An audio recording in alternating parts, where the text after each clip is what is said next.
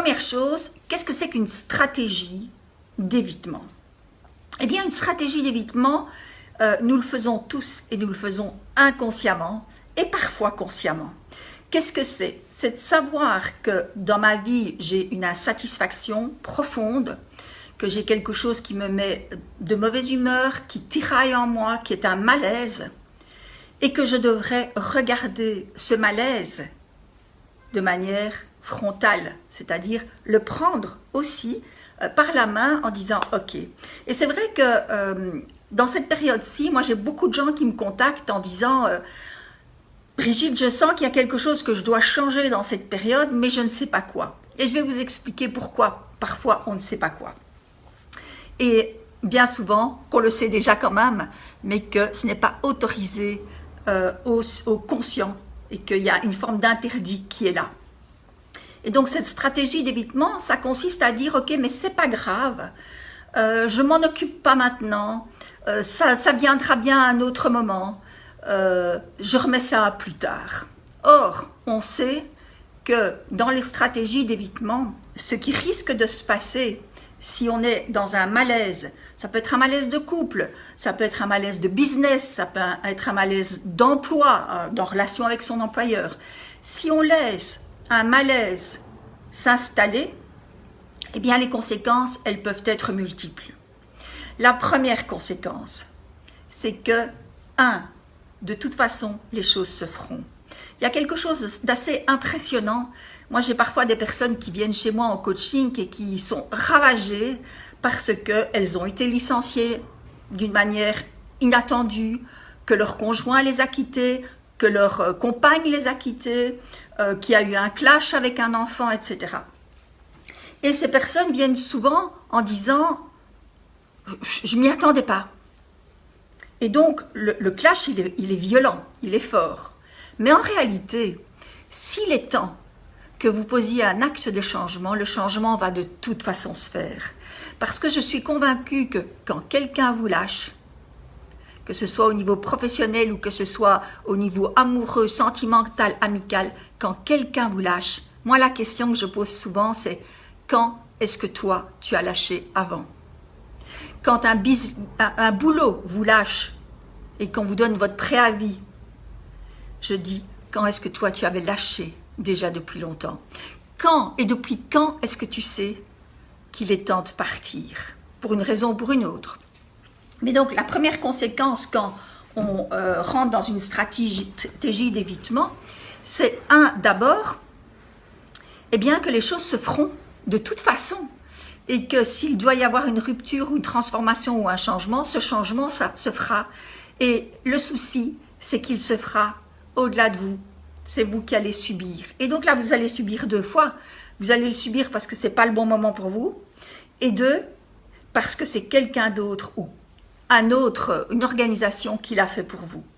Et donc là, notre orgueil, notre ego, notre amour-propre, il en prend un coup.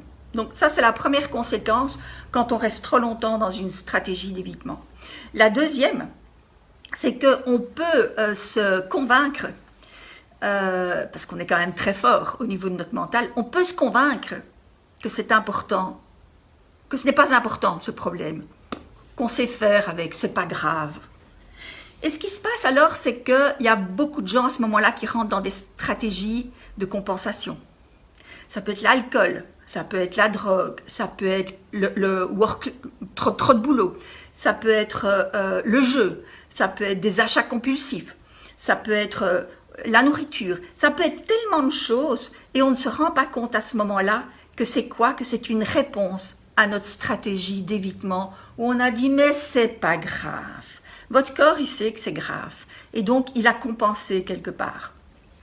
Une troisième conséquence qu'il peut y avoir aussi quand on est dans une stratégie d'évitement, c'est que eh bien, le problème nous ronge tellement, même si on croit qu'on l'a laissé de côté, que cela va dépeindre sur une autre sphère. Moi, je prends un exemple que j'ai vécu, c'est à un moment dans ma carrière, même si j'ai toujours fait le même boulot, il y a un moment où la manière dont je le faisais ne me convenait plus. Les endroits où je le faisais, les entreprises pour lesquelles je le faisais ne me convenaient plus. Mais c'est pas grave, parce que voilà, c'est trop compliqué de changer, c'est trop compliqué de se remettre en question, etc. Et puis il y avait le processus, le carnet de commandes était plein, etc. Donc ça demandait beaucoup d'énergie. Justement, ça demandait tellement d'énergie que mon corps, il a encaissé le coup. Et il m'a amené à un certain moment à obliger à aller puiser dans des énergies que je n'avais déjà plus pour faire un boulot dans lequel je ne croyais plus de cette manière-là. Et donc, ça m'a amené à me retrouver alitée pendant 6 mois en ne sachant plus bouger et en étant complètement amorphe, apathique et avec toute une série de phobies telles que la phobie sociale. Parce que, quelque part, ça va aller se mettre sur une autre sphère. Alors ça, c'est la sphère santé. Mais étonnamment, quand certaines personnes perdent un job, ils perdent aussi leur compagne ou leur compagnon, ils perdent aussi des amis importants, ils perdent aussi, etc. Parce qu'on n'a pas pris les choses en main. Mon seul message ici, c'est faites-le. Faites-le, parce que de toute façon, les choses, quand vous sentez un malaise, vont se faire. Donc la première chose que je vous dis, c'est qu'est-ce que c'est qu'une stratégie d'évitement? Je dis inconsciente et en même temps, elle est inconsciente si on n'écoute pas son corps et son ressenti. Mais elle peut être très vite consciente si on accepte que ce que l'on ressent à l'intérieur, c'est vrai, c'est comme ça. C'est ce qu'on ressent, c'est ce qu'on vit. 2, ce que je viens de vous dire, c'est quelles sont les conséquences qu'il peut y avoir quand on est dans une stratégie d'évitement et qu'on la laisse durer trop longtemps. Et donc, ce que je vous montre, c'est que de toute façon, les choses se feront. 3. Mais pourquoi et quand est-ce qu'on rentre dans une stratégie d'évitement? Alors, quand est-ce qu'on rentre dans une stratégie d'évitement? Mais bien sûr, on rentre dans une stratégie d'évitement quand on est à un moment de changement. Quand on est à un moment de changement, une croisée des chemins, un carrefour de vie, une transformation, vous pouvez l'appeler comme vous voulez, mais ce n'est qu'à ce moment-là, évidemment, que nos stratégies d'évitement vont avoir du sens pour nous. Et elles vont avoir d'autant plus de sens si on rentre dans une de ces 3 catégories. La première, c'est « je sais ce que je ne veux plus », mais je crois que je ne sais pas encore ce que je veux. J'insiste sur le « je crois » et j'expliquerai pourquoi tout à l'heure j'insiste sur le « je crois ». Donc, le premier cas de figure, je sais ce que je ne veux plus. Mais je crois ne pas savoir ce que je veux. 2, je sais ce que je veux. Mais par contre, je ne vois pas comment y arriver. 3, je sais ce que je veux. De toute façon, je me dis que ce n'est pas pour moi. Et ce que je vous dis ici, ça peut être valable dans toutes les sphères de vie. C'est valable en amour, c'est valable au niveau des finances, c'est valable au niveau des sports, c'est valable au niveau professionnel, de votre business, etc. Donc, c'est toujours la même logique. Et ça peut être un de ces 3 cas de figure. Alors, si vous vous sentez interpellé par cette stratégie d'évitement, dites-moi un petit peu en commentaire, je vais faire une petite pause pour répondre à ça et pour voir où on en est quelque part. C'est, à votre avis, vous faites partie de quelle catégorie?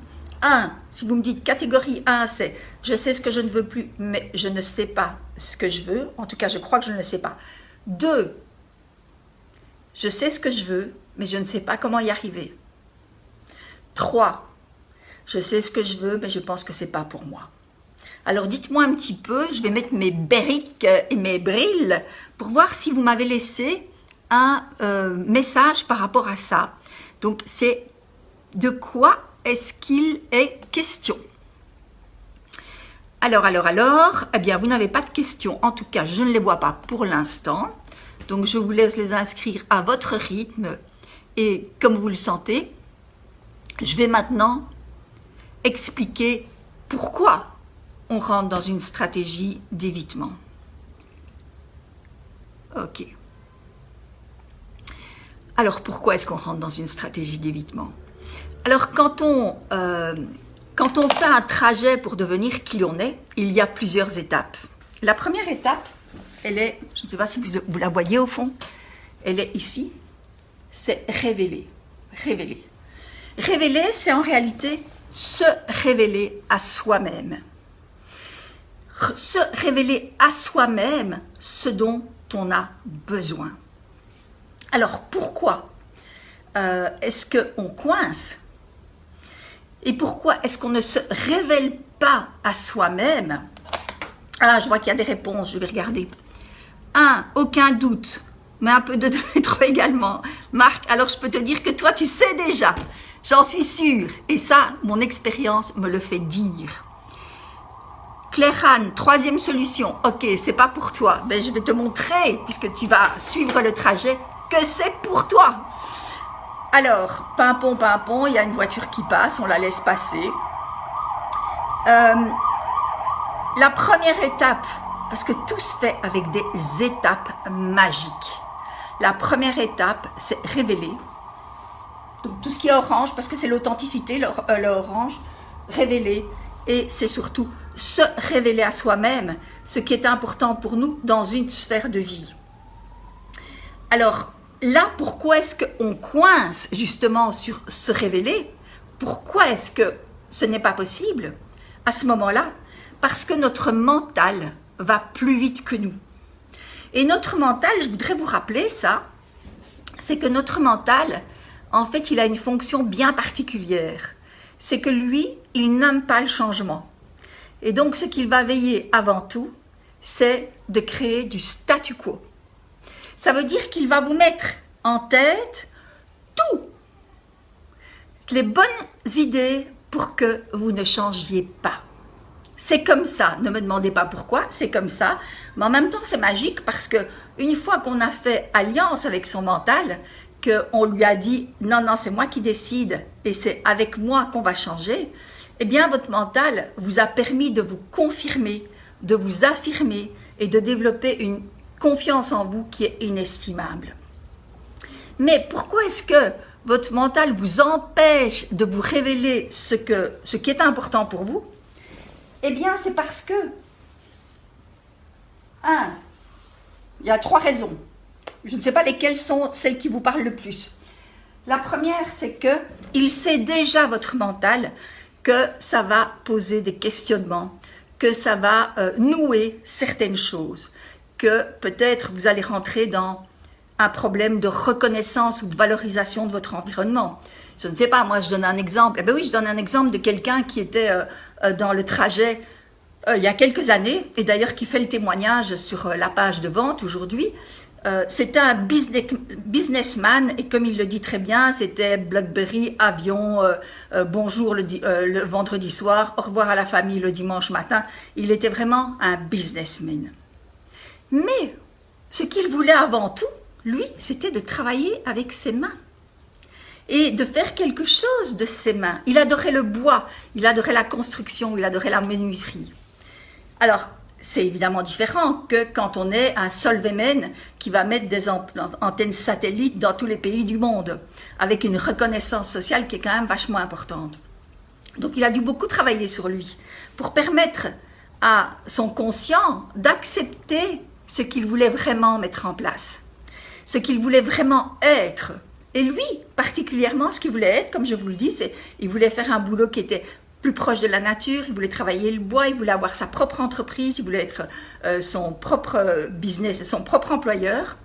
Et il a racheté, et donc c'est une petite publicité pour ceux qui le veulent, il a racheté la société Domi, qui se trouve à Wavre, et qui fait des cabanes en bois, qui fait des balançoires en bois, qui fait tout ce dont vous avez besoin et qui vous permet justement d'avoir un joli jardin et d'avoir tout ce que vous voulez, mais qui est fabriqué par sa société et qui est placé par sa société, etc. Mais donc, en fait, il a complètement changé parce que vous imaginez bien que de Solvemen qui va se balader dans tous les pays du monde avec sa petite mallette, avec une bagnole de société incroyable, avec des vols en première classe, avec un salaire impressionnant aussi, du jour au lendemain dire « Ok, moi je dis non à tout ça et je vais créer mon entreprise » et ça n'a rien à voir avec une satisfaction, une valorisation extérieure parce que j'ai vraiment envie de travailler de mes mains, j'ai vraiment envie de construire, mais ça demande quand même de dénouer pas mal de choses qui sont la reconnaissance éventuellement, mais pas nécessairement la reconnaissance des autres, c'est aussi sa propre reconnaissance, ce que l'on se donne à soi. Et le deuxième nœud qu'il peut rencontrer, c'est le doute. Ouais, mais est-ce que ça va marcher? Moi, je sais comment ça marche, mon ancien business, mais est-ce que je vais savoir faire un business que je ne connais pas? Est-ce que je vais savoir être entrepreneur? Est-ce que je vais savoir être responsable d'une équipe, pouvoir gérer mon argent, mes rentrées, mes sorties, mes clients, etc. Donc, ça demande quand même de dénouer pas mal de choses et donc de travailler sur son intérieur d'abord. Ça, c'est une des premières raisons, c'est que votre mental, il vous met déjà en pilote automatique en disant « n'y pense pas parce que tu vas avoir plein de soucis et plein de nœuds à démêler et c'est compliqué les nœuds ». La deuxième chose pour laquelle votre mental vous empêche d'avoir accès à ce que vous voulez vraiment être, c'est qu'il vous met déjà dans l'action. Il vous pose déjà la question « oui, mais comment est-ce qu'on va faire? Oui, mais est-ce que tu sais comment tu vas arriver là ?» Et le gros problème de ce questionnement, c'est qu'en général, il arrive au très mauvais moment. Il arrive au très mauvais moment. Pourquoi? Eh bien, parce que il faut, et ça c'est une règle sur laquelle je suis mais catégorique quand on fait le trajet, et tous les gens qui l'ont suivi diront oui, oui, elle est catégorique là-dessus, c'est que avant d'être un quoi, avant d'être un comment, pardon, d'un comment, donc comment est-ce que je vais faire? Avant d'être un comment, il faut être un quoi. Un quoi, mais bien défini. Et étonnamment, moi j'ai parfois des gens qui veulent suivre le trajet et qui me téléphonent et qui me disent « mais de toute façon, moi la première étape, je sais, je sais très très bien ce que je veux faire. » Je pose 2-3 questions et je me rends compte, et ils se rendent compte qu'en fait c'est pas clair du tout. Et si on n'est pas clair sur son quoi, il n'y a aucun comment qui va venir.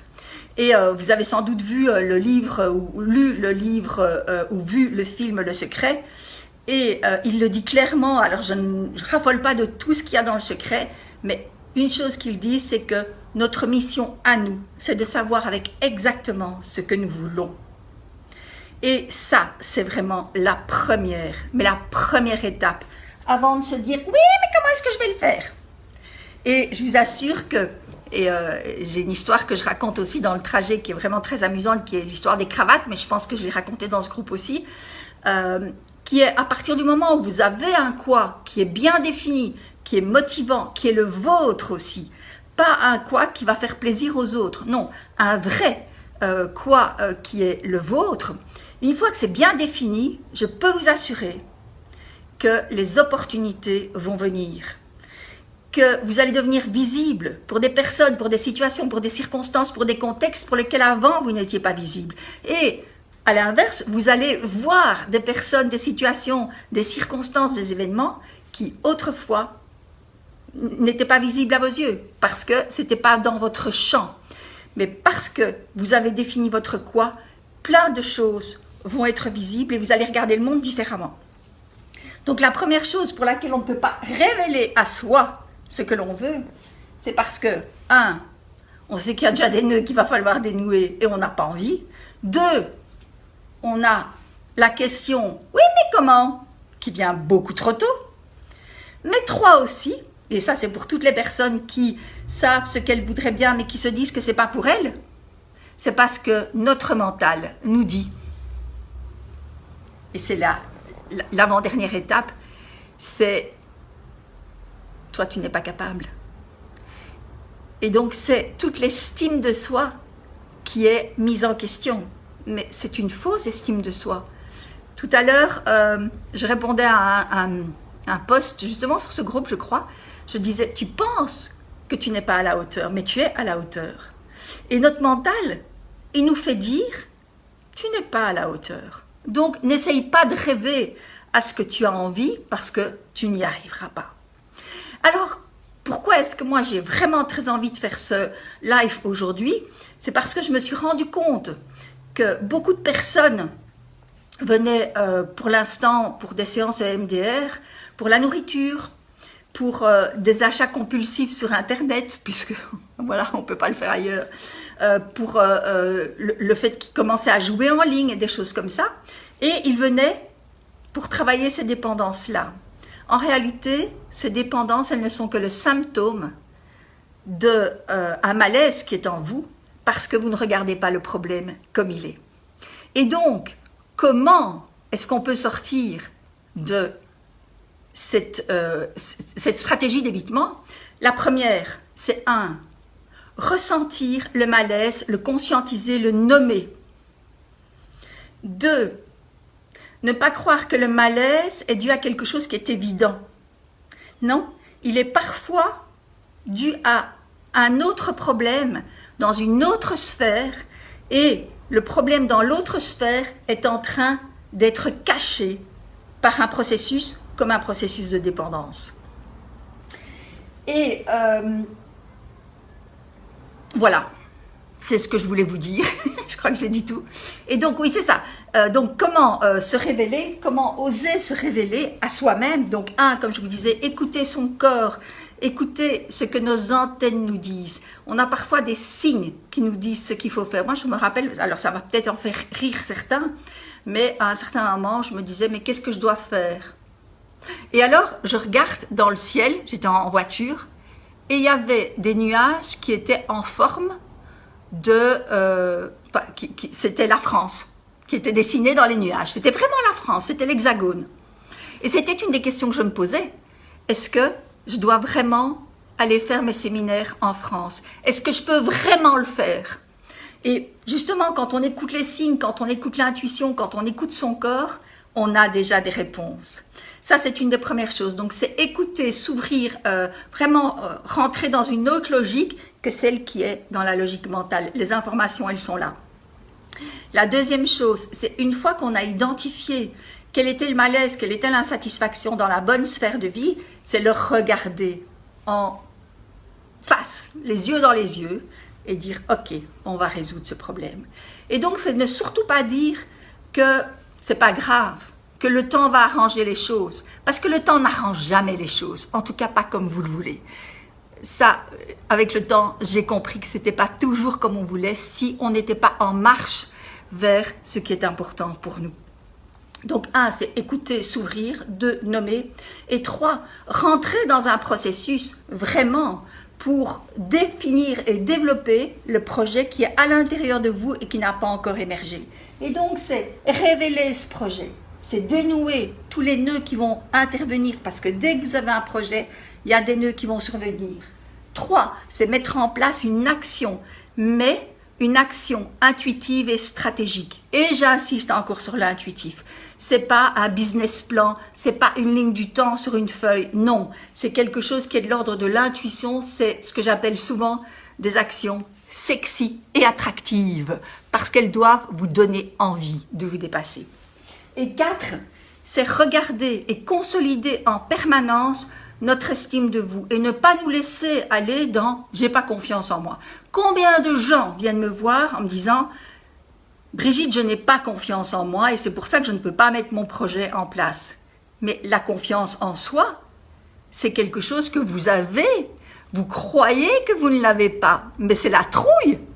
Ce n'est rien d'autre que la trouille qui vous fait dire que vous n'avez pas confiance en vous. Et puis c'est aussi un petit peu de cette éducation judéo-chrétienne qui nous a appris qu'il ne fallait pas être trop fier de soi. Et puis que ce qu'on avait un jour, on pouvait le perdre le lendemain. Et puis qu'il y avait 600 millions de petits Chinois, enfin je ne sais pas si on peut parler de ça pour l'instant, mais qui n'avaient pas à manger, etc., etc. Et donc, l'estime de vous, la confiance en vous, je vous assure que vous l'avez. Elle est là. Elle est disponible pour tout le monde. Par contre, accepter que vous l'avez, ça, c'est un réel trajet. C'est juste ça qu'il faut accepter. Mais en réalité, on est tellement dans « j'ai pas confiance » qu'on n'a plus accès à « où est-ce que j'ai confiance » et où est-ce que je peux m'asseoir sur mon socle de confiance et d'estime de moi.